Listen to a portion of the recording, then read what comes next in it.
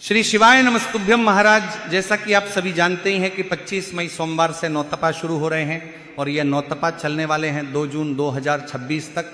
और महाराज, इन नौतपा के 9 दिनों में आप सभी भक्तों को 2 लोटे जल वाला उपाय प्रतिदिन जरूर करना चाहिए, क्योंकि महाराज आप सभी जानते हैं कि नौतपा में जो सूर्य होता है वह पृथ्वी के बहुत पास आ जाता है, जिसकी वजह से पृथ्वी का तापमान बढ़ जाता है और पृथ्वी पर सभी लोगों को बहुत अधिक गर्मी लगती है।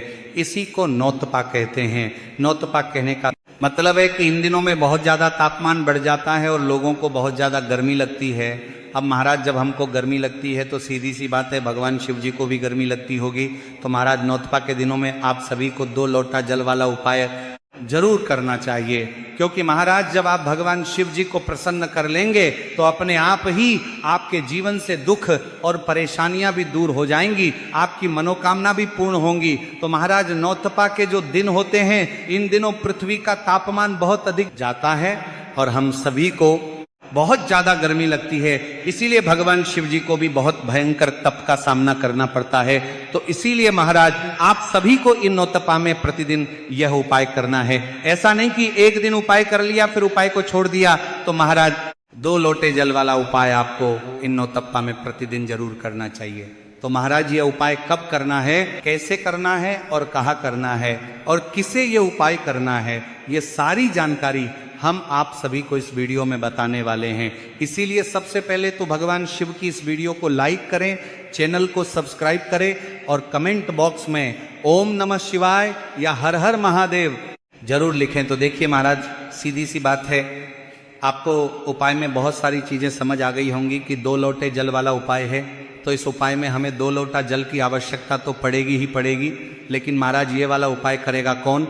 तो देखिए महाराज, इस उपाय को घर में से सिर्फ एक सदस्य भी करेगा तो पूरे घर परिवार को इस उपाय को करने का फल मिलेगा। जरूरी नहीं है सभी लोग इस उपाय को करें, सभी लोग अलग अलग 1 लोटा जल लेकर जा सकते हैं, लेकिन घर का विशेष रूप से कोई एक सदस्य 2 लोटा जल जरूर लेकर जाए। अब महाराज, कई लोग कहेंगे कि गुरुजी हमारे पास तो 2 लोटा नहीं है, हम कैसे लेकर जाएं? तो देखो, यहां पर भी टेंशन लेने वाली बात बिल्कुल भी नहीं है। अगर आपके पास 2 लोटा नहीं भी है तो आपके पास 1 लोटा तो होगा ही होगा, क्योंकि आप प्रतिदिन शिव जी के मंदिर जाते हो और 1 लोटा जल शिव जी पर चढ़ाते हो। तो आप अपना 1 ही लोटा लेना और साथ में एक कोई दूसरा पात्र लेना। जैसे 1 लोटा आपने ले लिया, 1 कटोरी ले लो या एक कोई छोटा सा पात्र ले लो। और महाराज, ये जो आप 2 लोटा जल लेकर जाओगे, इन्हें लेकर कैसे जाओगे, ये भी एक बहुत बड़ा प्रश्न है। लेकिन उससे पहले आप सभी ये जान लीजिए कि आपको जो जल लेकर जाना है वह 2 पात्रों में ही लेकर जाना है, क्योंकि एक तो आपका लोटा हो जाएगा, 1 लोटा तो आपके पास जरूर होगा ही होगा। अगर आपके पास 2 लोटा है तो दोनों लोटों के अंदर जल भरकर लेकर जाना है। लेकिन महाराज, अगर किसी के पास 1 ही लोटा है तो वो अपने उस 1 लोटे को तो जल से भर ले और उसके साथ में जो एक और कोई सा भी पात्र ले ले, 1 कटोरी ले ले या एक कोई सा भी पात्र ले जिसमें अच्छा खासा जल भरा जा सके। तो महाराज, इस तरीके से 2 पात्रों के अंदर आपको जल यहाँ पर भरना है नौतपा के दिनों में प्रतिदिन। और महाराज, प्रतिदिन आप लोगों को जो है ये जल शिव जी पर चढ़ाकर जरूर आना है। चढ़ाने का भी एक नियम है जो कि हम आपको बताते हैं, इसलिए आप सिर्फ ये मत समझना कि हमने 2 लोटा जल भरा और शिव जी पर जाकर चढ़ा दिया। आपको 2 लोटा जल भी कुछ नियम से चढ़ाना है। तो सबसे पहले 2 पात्रों में आपने जल भरा। अब ये जो 2 पात्रों का जल है, इसको आप घर से कैसे लेकर निकलोगे? तो देखो, यहाँ पर सबसे पहले हम बता दें कि ये जो 2 लोटा जल आप लेंगे, ये सीधी सी बात है, आप अपने घर के परिंदे से लोगे। परिंदे से नहीं ले रहे हो तो शुद्ध जल जहाँ से भी आप ले रहे हो वहाँ से ले लेना, लेकिन कोशिश करना कि आप अपने घर से ही ये जल लेकर जाओ। और परिंदे से लोगे तो ज़्यादा अच्छा है। जहाँ से आप पीने का पानी लेते हो तो आपको क्या करना है, अपने 2 पात्रों के अंदर जल भर कर रख लेना है। चाहे 1 लोटा हो, 1 कटोरी हो, चाहे दोनों लोटे हो, उसमें कोई भी दिक्कत वाली बात नहीं है। अब महाराज, 2 पात्र हमारे पास हैं, तो क्या हम इन दोनों पात्रों को अलग अलग हाथों में पकड़ कर लेकर जाएंगे, या हमारे साथ कोई जा रहा है तो 1 लोटा हम पकड़ लेंगे, 1 लोटा 1 पात्र उसको पकड़ा देंगे? तो आपको ऐसा नहीं करना है। घर में से अगर कोई एक सदस्य इस 2 लोटे जल वाले उपाय को कर रहा है तो वह व्यक्ति क्या करेगा, ये बात ध्यान से सुन लो। कि 2 लोटा जल वाला उपाय जब आप कर रहे हो तो ये 2 लोटा जल या 2 पात्रों का जल आपको अकेले को अपने साथ में लेकर जाना है। अब आप कहोगे हम एक एक हाथ में पकड़ लेंगे, लेकर चले जाएंगे, तो एक एक हाथ में पकड़ कर नहीं लेकर जाना है। क्या करना है कि अपने एक ही हाथ में इन दोनों पात्रों को रखना है। अब आप कहोगे कि गुरुजी ये कैसे हो सकता है? तो देखो ये ऐसे हो सकता है, एक लोटा तो आपके पास होगा ही होगा, तो एक लोटे को सबसे पहले अपने सीधे हाथ की हथेली में पकड़ लो, उल्टे हाथ में आपको जल नहीं पकड़ना है। तो एक लोटा जल आप पहले सीधे हाथ की हथेली में पकड़ लो।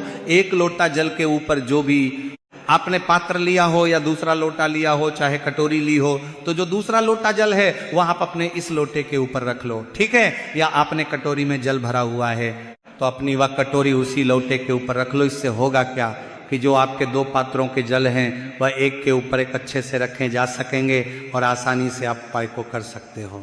और इसी तरीके से आपको इस जल को लेकर जाना है।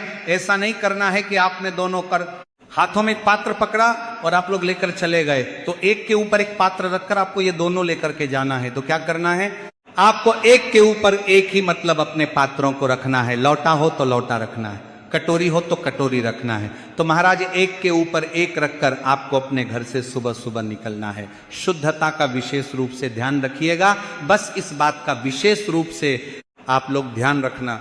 तो जितना जल्दी सुबह हो सके आप लोग उपाय को करने की कोशिश करना। बाकी आप 10 बजे, 11 बजे या 12 बजे तक भी अगर उपाय करोगे तो कोई दिक्कत वाली बात नहीं है, क्योंकि गर्मी का समय है। गर्मी के समय अगर देखा जाए तो 10 बजे से 11 बजे तक ही आधा दिन हो जाता है और धूप बहुत ज़्यादा बढ़ जाती है, गर्मी बहुत ज़्यादा बढ़ जाती है। और आप सभी लोग जानते ही हो कि शिव जी के ऊपर तो पहले से ही बहुत ताप रहता है, क्योंकि उन्होंने जहर का सेवन किया था। तो इसी वजह से महाराज आप 10 बजे, 11 बजे या 12 बजे भी उनके ऊपर जल चढ़ाने जाओगे तो भगवान शिव जी आपसे बहुत प्रसन्न होंगे, क्योंकि उस समय बहुत अधिक गर्मी बढ़ जाती है। और जब आप उस गर्मी में भगवान शिव जी पर जल चढ़ाओगे तो निश्चित सी बात है भगवान शिव जी को आराम मिलेगा। और उनके ऊपर जो है आप जब ठंडा जल चढ़ाओगे तो उनको बहुत आनंद महसूस होगा। तो इसी वजह से आप लोगों को जो है ये 2 लोटा जल वाला उपाय करना है। तो क्या करना है, अपने घर से आप लोगों को निकलना है जितना जल्दी सुबह हो सके। ब्रह्म मुहूर्त से लेकर आप 10, 11 या 12 बजे के बीच में कभी भी उपाय करना, कोई भी दिक्कत वाली बात नहीं है।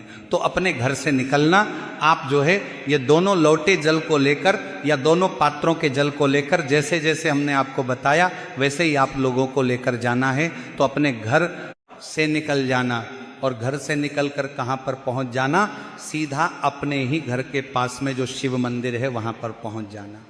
अब महाराज ये वाला उपाय आप अपने घर के मंदिर में मत करने बैठ जाना।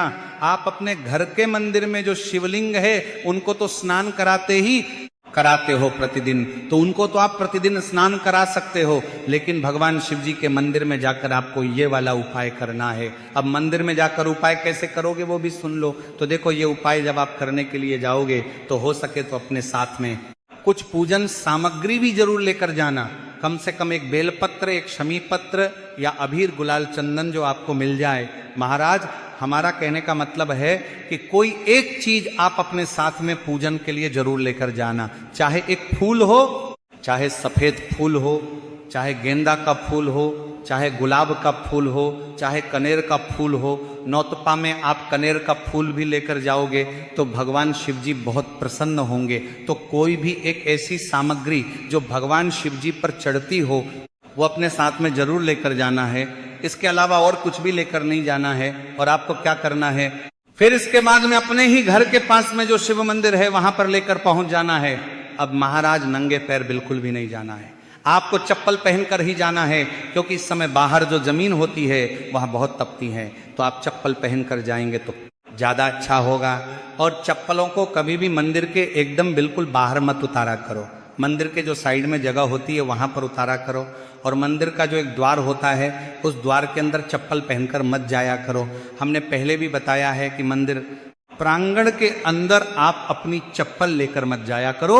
भले ही अंदर चप्पल रखने का स्थान बनाए, पर जो नियम कहता है वह यही कहता है कि मंदिर प्रांगण के अंदर चप्पल पहनकर नहीं जानी चाहिए। और यदि आपको सामने भगवान दिख जाएंगे तो उनके सामने भी कभी चप्पल नहीं उतारना चाहिए। तो महाराज आप मंदिर के पास में कहीं साइड में जगह देखो, भगवान के सामने ना रहकर साइड में कहीं भी आप चप्पल उतार कर फिर मंदिर के अंदर प्रवेश कर जाओ, और चप्पल ऐसी जगह उतारना जहां आपकी चप्पल को कोई उलांग के ना चले जाए, यानी कि कोई ऊपर से ना निकले, कोई आपकी चप्पल को इधर उधर ना करे, वरना यह अच्छा नहीं माना जाता है। तो आपको क्या करना है, सीधा भगवान के मंदिर के अंदर प्रवेश कर जाना है और शिव जी के मंदिर में पहुंच जाना है। शिव जी के मंदिर में पहुंचने के बाद शिवलिंग के पास में आपको आना है, भगवान के सबसे पहले दर्शन करना है, उनको कुछ समय तक निहारना है, और निहारने के बाद आपको फिर अपना ये 2 लोटा जल वाला उपाय शुरू कर देना है। अब 2 लोटा जल वाला उपाय आप कैसे करोगे, ये भी एक बहुत बहुत बड़ा प्रश्न है। क्या हमें एक एक लोटा जल करके चढ़ाना है, एक एक पात्र से हमें शिव जी पर जल चढ़ाना है?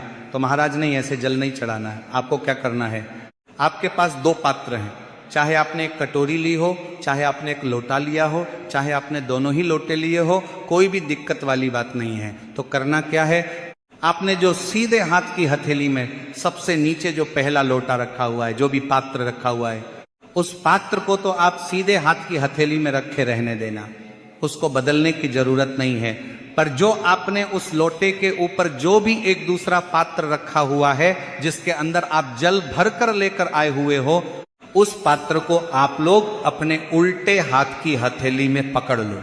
क्या कर लो, उल्टे हाथ की हथेली में उसको पकड़ लो। उल्टे हाथ की हथेली में पकड़ने के बाद क्या करना है, अब आपके दोनों हाथों में एक एक पात्र आ जाएगा जल का, जो आप अपने घर से लेकर आए हुए हो।